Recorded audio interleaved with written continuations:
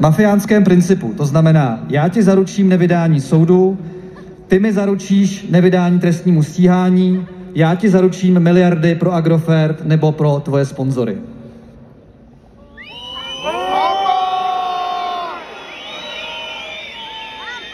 Bohužel zájmy České republiky jdou stranou.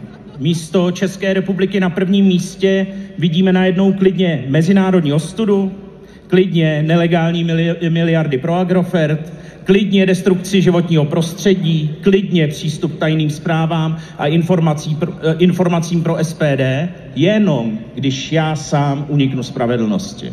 Jsme svědky toho, jak se k moci derou lidé, kteří se vzájemně vydírají, kteří se drží pod krkem, ale tím drží pod krkem i nás. Lidi, kteří si myslí, že věci jako pravda, úcta, moc nebo spravedlnost jsou na prodej.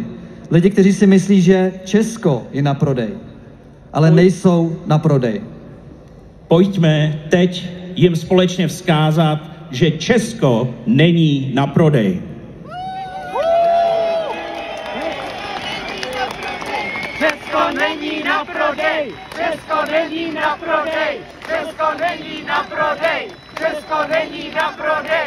Česko není na prodej! No a na závěr, možná jste to taky zaznamenali, ale v posledním týdnu se k nám dostaly veřejný povzdechy různých politiků, jak prý je to možné, že se k těmto věcem chceme jako občané vyjadřovat na náměstí.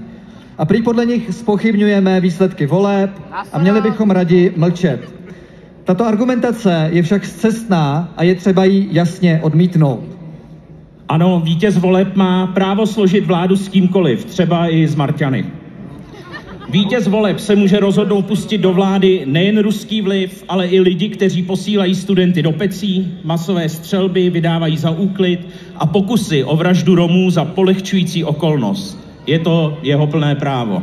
Je to jeho právo, ale pokud se něco takového děje, tak my jako občané k tomu mlčet nesmíme.